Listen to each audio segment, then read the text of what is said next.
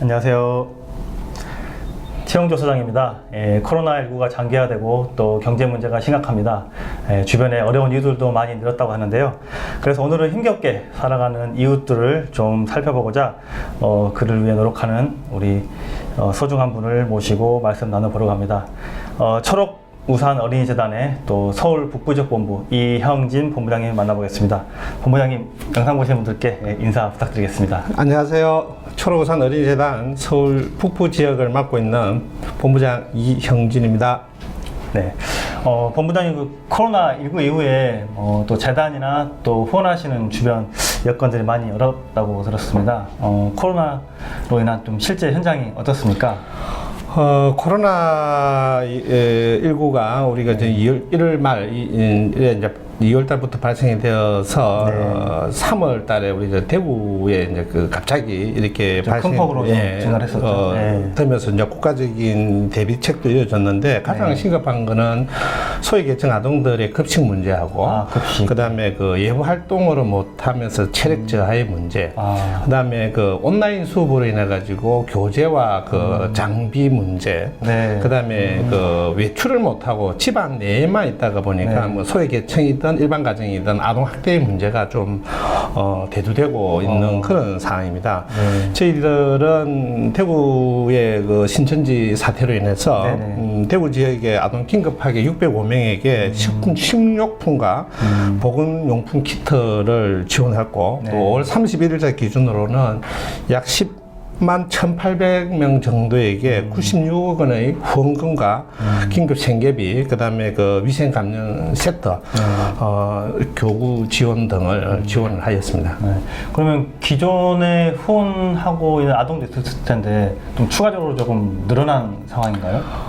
기존 아동들이 받고 있는 아동들도 있지만은 대구 지역은 긴급하기 때문에 저희들 후원금을 못 받더라도 그쪽에 있는 대구 동구 지역을 우선으로 해서 대구청 시청하고 긴밀히 이야기해서 동구 지역에 지원을 우선적으로 해달라 해서 그쪽 아동들 지역 아동센터를 중심으로 지원을 이루어졌습니다. 네, 그렇게 생활하는 어린이들 수준이 좀 어떤 정도인지 좀 정확하게 규모가 감이 오진 않는데요.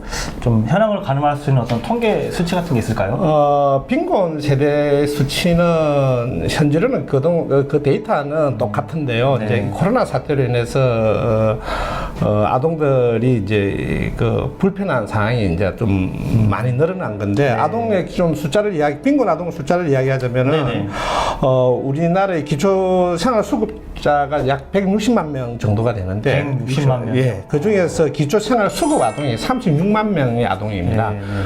그 중에 저희 초록우산 어린이재단에서 지금 경제적 지원을 해주고 있는 아동이 약 한 2만 5천 명. 2만 5천 명. 그 중에서 전국에 240여 개의 보육원 시설 아동과 재가 아동 2만 5천 명에게 매월 10만 원씩 경제적 지원을 하고 있습니다. 그 다음에 일반 가정에서는 이제 결손 가정, 거기에 모자 세대, 한부모 가정이라든지 또 조손 가정, 이런 아동들이 한 13,000명 정도로 보시면 되겠습니다. 저희들이 도와주고 있는 아동이 그렇습니다.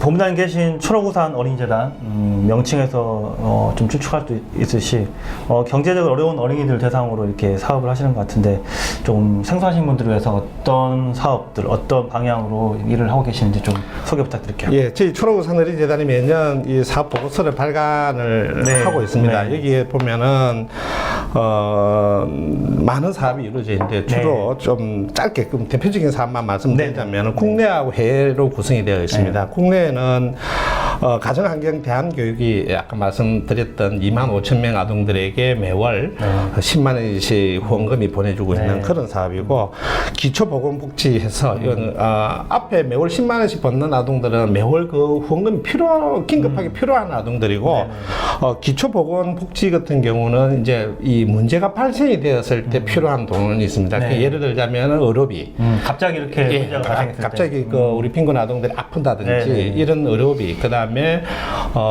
LH나 SH의 그 매입인데 전세의 보증금이 없어서 저희들한테 신청하는 그 금액. 아하, 예. 그리고 또 요 금액이 저희들이 기초보건복지라 해서 이렇게 또 사업이 한 분야가 있고 또 교육과 여가문화사업이라 해서 경제적으로 이래서 자기 꿈을 포기하는 아동들 네네. 그런 아동들이 있어서는 안 되겠다 해서 그 인재양성 아동들 아, 네. 이런 아동들 스포츠 분야와 학업 분야에 또 예천 그 음악 분야에 이 두각이 있는 그런 빈곤 아동들에게 저희들이 지원을 해주고 있습니다. 이렇게 좀 다양한 또 의미 있는 사업을 하시는 어린이 재단에 본부장님께서는 어떤 관심 또는 계기로 처음에 들어오게 되셨는지 좀 궁금한데요. 저는 뭐 사회복지학과를 가게 되었습니다. 대학교 전공을 대학을 뭐 큰 뜻이 있어서 간 건 아닌데 성적을 맞춰서 가다 보니 의외로 사회복지가 또 재미가 있었고 적성이 또 그때 맞아왔습니다. 그래서 어린이재단은 초록우산 어린이재단은 실습을 저희들 전공 필수가 있습니다. 학기 중에 이렇게 전공 필수 과목 중에 그 기간에 가서 실습을 해야 되는데 제가 어린이재단 초록우산 어린이재단에서 운영 그 당시 한국복지재단이었습니다. 한국복지재단에서 운영하는 기간에서 실습을 하면서 이런 기간이면은 참 좋겠다 해서 시험을 그때 처음 인연을 맺으시고 지금까지. 네, 그렇습니다. 네. 그러면 거의 20여 년 넘으신 거 아니에요? 지금 26년째 근무를 하고 있습니다. 네. 존경스럽습니다. 감사합니다. 네, 그렇게 일하시면서 조금 이렇게 많은 어떤 인연들 또 사연이 있을 것 같은데 좀 기억에 남는 사례들을 좀 듣고 싶습니다. 뭐 마음이 많이 아팠다거나 또 정말 보람 있었던 좀 활동 사례가 있으시면 말씀 부탁드리겠습니다. 뭐 4케이스 정도가 있는데 네네네. 3케이스는 감동 사례, 한 케이스는 가슴 아픈 사례.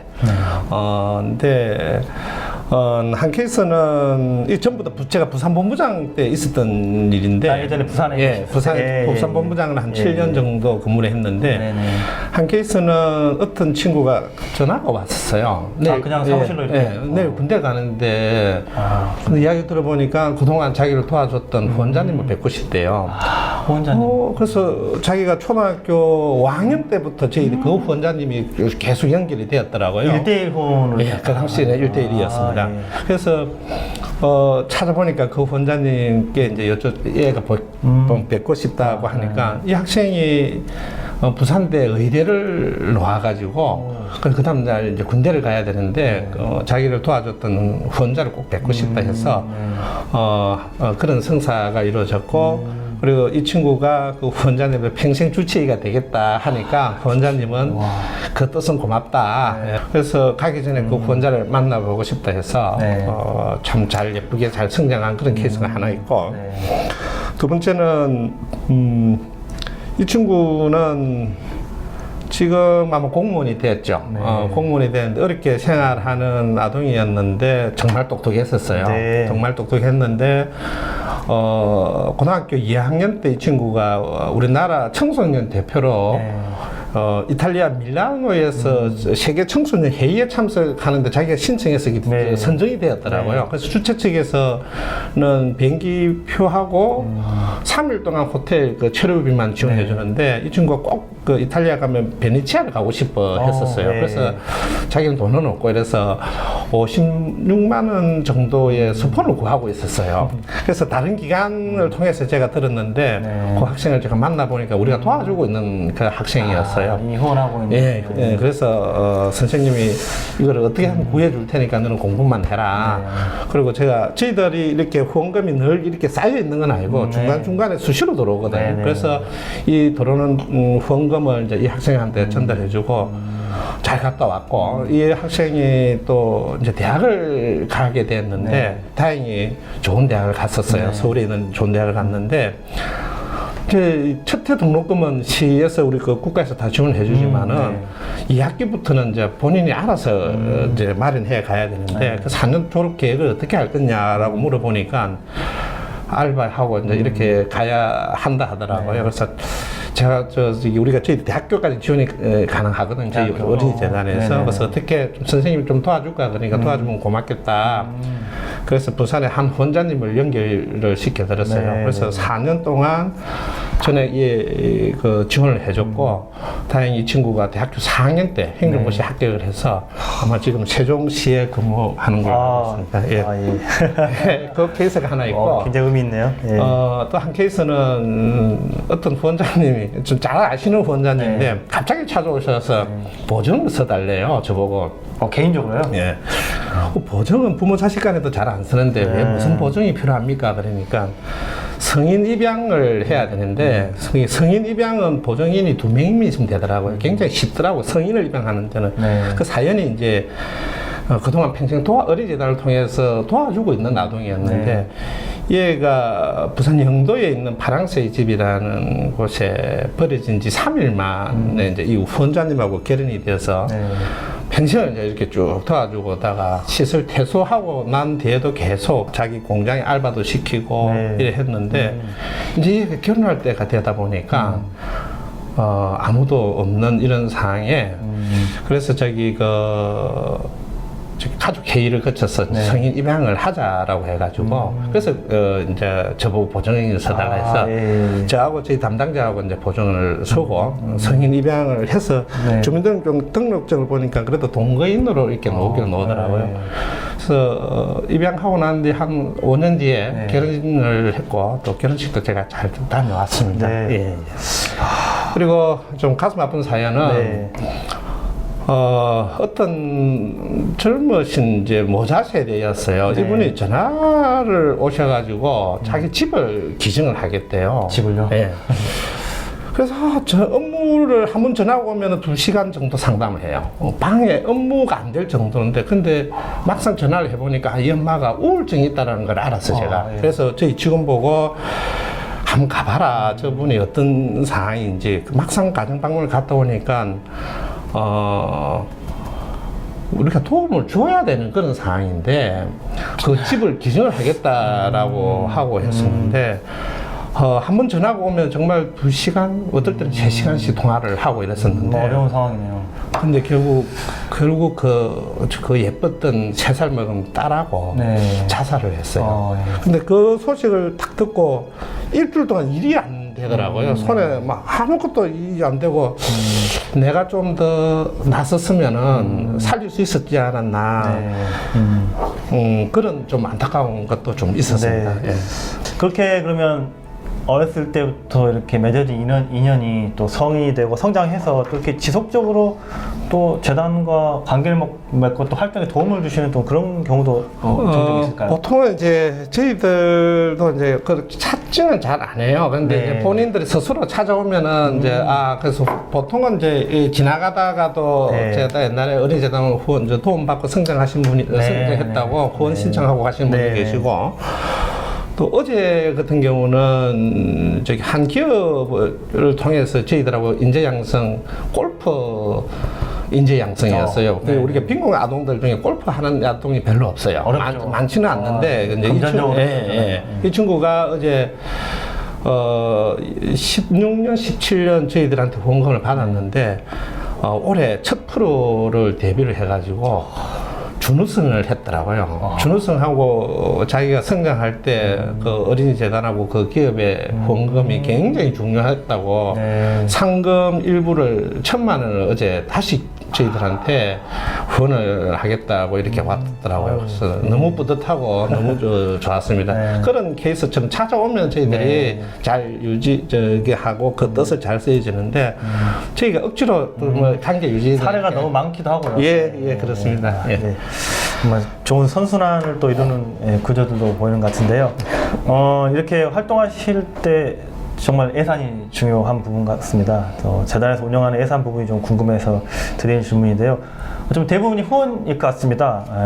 뭐 후원 이외에 또 정부의 직접 구체적인 그런 지원금도 있을까요? 예, 저희가 올해 예산이 2,116억입니다. 2,116억. 16억.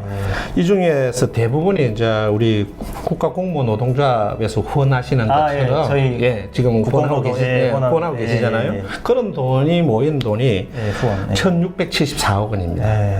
국내하고 해외하고 그렇고 그다음에 저희들이 54개 사업장이 있습니다. 전국에 54개 사업장 중에는 정부 보조금으로 이루어지는 사업장이 38개가 있어요. 여기에는 우리가 314억의 정부 보조금이 있고 그다음에 복지관이라는 이런 데 프로그램 하다가 보면은 프로그램 수입이 있습니다. 이런 수입이 약 한 10억 원 해서 약 한 후원 물품과 그다음에 저희 빌딩 요 임대 사업에서 노는 수입하고 잡수입하고 해서 약 한 2,116억의 예산을 보시면 되겠습니다. 네, 그렇게 후원과 또 여러 어떤 지원금들 합쳐서 이렇게 재단이 운영되고 있는데요. 이렇게 재단이 활동하는 어떤 그 구호 영역 또 사회 어떤 서비스를 보면 어떻게 보면 정부 어떤 시민사회, 기업이라고 하고 하는 우리의 어떤 사회를 이루는 기본적인 3요소의 정말 중요한 축인데 어쩌면 좀 정부가 좀 이 부분에서 적극적으로 나서고 좀 그 더 많은 역할을 해줘야 되는 영역이 아닌가도 생각을 해볼 수 있습니다. 어쩌면 좀 정부가 못하니까 어떤 그런 부분을 이런 어린이재단 같은 단체들이 좀 이렇게 역할 분담으로서 존재한다고 생각할 수 있을 텐데요. 어린이 구역 영역에서 어떤 재단과 같은 단체의 가치 또 의미는 어떤 것이라고 보시는지.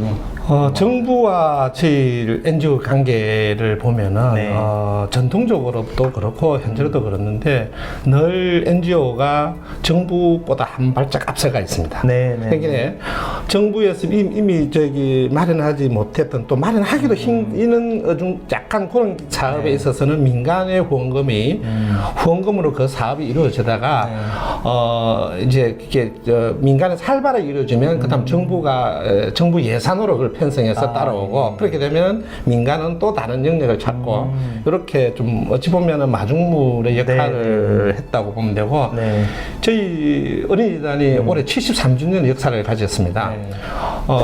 1948년도에 기독교 아동 복례라는 곳이 들어와서 이제 50년도부터 6.25 전쟁 고아를 돕기 시작했는데 그 당시는 주로 전쟁 고아, 보육원 위주로 많이 도왔습니다. 도왔는데 우리나라의 그 보육원의 정부 예산이 언제 들어오느냐 하면은 1979년도나 81년도 약간 그 도마다 약간 단위가 틀리던데 어떤 분은 79년도에 들어왔다 그러고 어떤 분은 81년도에 들어왔다고 제가 선배들한테 그런 이야기를 듣는데 그 전까지는 이 보육원에는 정부의 예산이 없었습니다. 저희 졸업우산 어린이재단처럼 이런 외국 원조기관이 이제 1950년대, 60년대는 외국 원조기관에 의해서 이런 전쟁고아들이 성장을 해왔고, 이제 이게 우리나라도 점점점 이제 이렇게 살다 보니까 이제 80년도부터는 그 영역을 이제 정부 예산으로 편성해서 주식비, 부식비를 지원을 해주고, 그러면 저희 이제 후원금이 이제 그 주식비, 부식비는 정부 예산을 가기 때문에 저희 후원금은 이제 아동 개인 통장으로 이 아동들이 이제 18세가 되면 자립을 해야 되잖아요. 그 자립에 도움이 되고 또 전통적으로 저희 민간 NGO가 늘 정부가 제도를 마련하기 전에 한 발짝 앞서 나가 있고 지금 이제 시급한 부분은 이제 정부가 못 하고 있지만 민간 아동 영역이 지금 하고 있는 저희 초록우산이 이제는 굶고 하는 이런 아동들은 별로 없잖아요. 다 정부에서 다 해주고 하니까.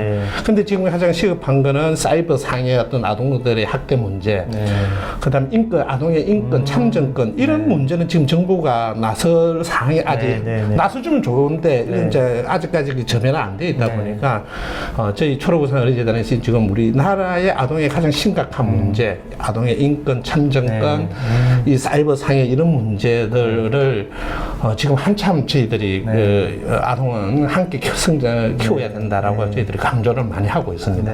근데 아직 전통적으로 이런 부분에 후원을 잘 안 하는 부분이 가장 인식이 좀 가장 시급한 문제인데, 그래서 아까 의료 부분에 아까 약간 했는데 지금의 우리나라에 이제 후원하시는 분들이 아픈 사람들은 그냥 치료 위주인데 지금 가장 후원금이 많이 쓰여지는 부분이 아동의 심리 치료비가 가장 많이 들입니다. 그게 심리치료 같은 경우는 과거에 없던 수요네요. 없던 수요가 지금 작년에 저희들 그 후원금 중에 심리치료비만 나간 게 약 한 18억 정도가 됩니다. 네, 네. 그래서 그 정도의 이 아동들이 가정이 해체될 때는 아름답게 해체되는 가정은 없습니다. 그렇죠. 상처를 받기 때문에 그 상처를 치료해주지 않으면 이 애들이 또 사회 구성원으로 나와야 되는데 그래서 그런 치료가 필요로 한데 아직 그런데 후원은 인식이 좀 부족한 부분이 많습니다. 그래서 저희들은 이제 그쪽 인식 전환도 많이 시켜야 되고 또 아동의 사이버라든지 어떤 새로운 이런 문제를 저희들 후원을 좀 많이 유도를 해야 되는데 참 그런 부분이 힘든 부분 중에 하나입니다. 네. 앞으로 그런 부분도 조금 개선되고 네. 발전할 수 있으면 좋겠습니다. 또 후원을 이렇게 원하시는 입장에서 보면 정말 우리 집에 단체가 너무 많아서 헷갈리기도 한데요. 본부장님께서 한번 정리 좀 해주시죠. 대략적인 우리나라 구호단체의 어떤 구성, 어떤 사업 분야가 좀 어떤지 좀 말씀해 주시고, 좀 후원자로서 그런 후원의 연속성을 위해서 어떤 부분을 좀 고려해서 좀 후원단체를 결정하면 좋을지 좀 부탁드리겠습니다. 지금의 제도는 이제 이 우리 사회복지법인을 그 정부에서 많이 들여다보고 있고 투명하지 않으면 안 되게 돼 있고 또 기사들도 여기에 늘 저희 후원금에 대해서 늘 관심을 갖고 있기 때문에 그 투명성은 어느 정도 투명하다고 보여지고요. 제도적으로 기본적인 장치는 근데 이제 후원하고자 하시는 분들이 후원의 의도가 무엇인지 국내 아동인지 해외 아동인지를 좀 봐주시고 아까도 말했다시피 새로운 분야 심리치료라든지 사이버상 이런 데 활동을 하려고 그러면은 그런 제반적인 제도도 만들고 저희들이 그걸 하려면 활동을 많이 해야 되는데 이런 데에 후원이 안 되는 부분도 있고 저희 초록우산 어린이재단은 좀 이제 사업의 영역이 전체 예산의 80%는 국내 아동에 위주로 되어 있고 20%가 해외 아동에 쓰여지는데 그러한 영역을 좀 잘 봐주시면 더 좋겠고 요까지는 이제 그런 후원을 결정하는데 참고하시라는 거고 제가 좀 또 바라고 싶은 거는 지금 사회공헌이라는 분야가 너무 활발하게 이게 세분화되어 버렸습니다. 이게 문화, 예술, 문화예술, 환경, 동물, 그 다음에 이 순수 사회복지 이렇게까지 너무 이렇게 광범위하게 되다 보니까 우리가 전통적으로 아까도 36만 명의 빈곤 아동이 있고 이런 아동들에게 많은 후원금이 좀 가야 되는데 정말 절실한 그런 게 많은데 아직 이제 물론 선진국 가기 위해서는 문화예술에서 동물 환경도 그렇게 후원금이 다 필요는 하는데 이 세분화 기업도 이제 세분화되다 보니까 어떤 기업은 아예 이 순수 사회복지 쪽으로는 예산 변경이 안 되는 것도 있고 그래서 참 그러한 부분은 저희들이 많은 활동을 하면서 이제 도움을 필요한 곳에 후원금이 흘러가게끔 노력을 해야 되는데 그러한 부분도 한 번 더 좀 봐주시면 고맙겠다라는 것도 말씀을 드리고 싶습니다. 전환기에 생긴 좀 갈등이 좀 있을 것 같습니다. 오늘 영상을 보시고 또 본부장님 계신 그 어린이재단에 관심이 생길 분들도 좀 계실 것 같은데요. 또 오늘 특별히 인터뷰하고 계시니까 재단의 차별성 또 다른 단체와 구별된 또 어린이재단만의 또 매력이 있다면 좀 발언할 기회를 드리겠습니다. 저희 재단이 아까도 말씀드렸다시피 그 국내 사업의 80%를 차지하고 있다라는 말은 그만큼 촘촘하게 네트워크가 되어 있고 특히 우리 공무원 조직들하고 지자체하고 잘 되어 있습니다. 이 불이웃 결혼 사업은 지자체에서 그런 빈곤 아동이 발생하게 되면 저희들에게 그런 아동을 도와달라고 또 공문도 지금은 잘 안 오더라고요. 지금 뭐가 잘못됐는지 하여튼 그런 게 많이 하고 또 저희가 80% 예산이 국내 아동들에 쓰여지기 때문에 또 인근에 우리 국가 공무원 노동자 다 국가 다 배정이 전국으로 다 배치되어 있잖아요. 그런 사업장 옆에 그 빈곤 아동들이 있을 때는 이 또 급히 이런 긴급 구호비가 필요할 때 어디에 구호비. 네. 어떻게 연락할지도 모르는데 네. 그래서 저희들이 전국 지역 본부가 다 있습니다. 그쪽에 연락하면은 긴급 구호비도 좀 지원이 가능하고 네. 이렇게 있고 그래서 그만큼 저희들이 촘촘한 전국의 네트워크가 잘 되어 있습니다. 네, 국내 사업은. 네, 네. 그래서 이쪽에 강점이 있고 네. 그다음에 해외 사업은 조금 저희들이 아직 예산이 많이 편성이 안 돼 있고 20%밖에 안 돼 네. 있지만 이제 차곡차곡 저희들 내실을 지금 다져가고 있는데 그렇다고 엉망으로 일하느냐 그것도 아니고 네. 하나하나 저희들이 책임져야 될 부분은 차곡차곡 책임져주고 네. 있다고 봐주시면 되겠습니다. 네. 코로나가 처음에 발생됐을 때는 기업이든 국민들이 관심이 네. 굉장히 좀 많았습니다. 근데 지금은 이제 코로나가 이게 연속 생활 속에 코로나가 이제 접어들면서 그 빈곤 아동들에 대한 관심이 네. 어느 정도 조금 초창기보다 좀 떨어졌고 네, 네. 또 지금 저희들이 우려되는 게 걱정되는 부분이 이런 이제 코로나 사태로 인해 가지고 우리 가장들이 실직이 되어버리면은 빈곤 같은 위기 가정이 네. 반드시 또 발생될 확률이 상당히 높은데 네. 저희 제도 안에 있는 그게 국가적인 제도 안에 들어와 있는 빈곤 아동들은 어떠한 행태는 큰 사고는 일어나지는 않습니다. 네.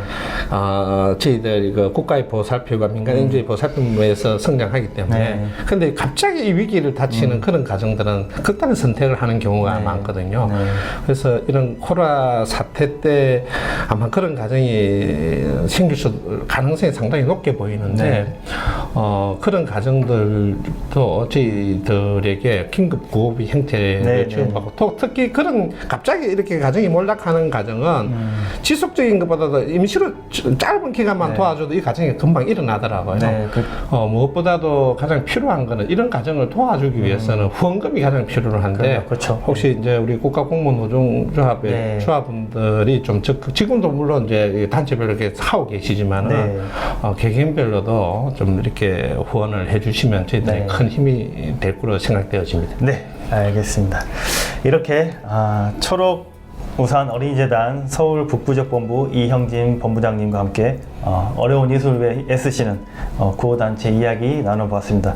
본부장님 마지막으로 영상 보시는 분들께 인사 부탁드리겠습니다. 예, 늘 저희들이 국가 공무원들 고생하는 거는 NGO 파트너로서 잘 알고 있습니다. 국가를 위해서 헌신해 주시고 또 여러분들의 헌신이 또 소외계층들한테 큰 힘이 되기 때문에 화이팅 해 주십시오. 감사합니다. 네, 지금까지 이형진 본부장님과 함께 소장감 계산 속으로 여기서 마치겠습니다. 감사합니다.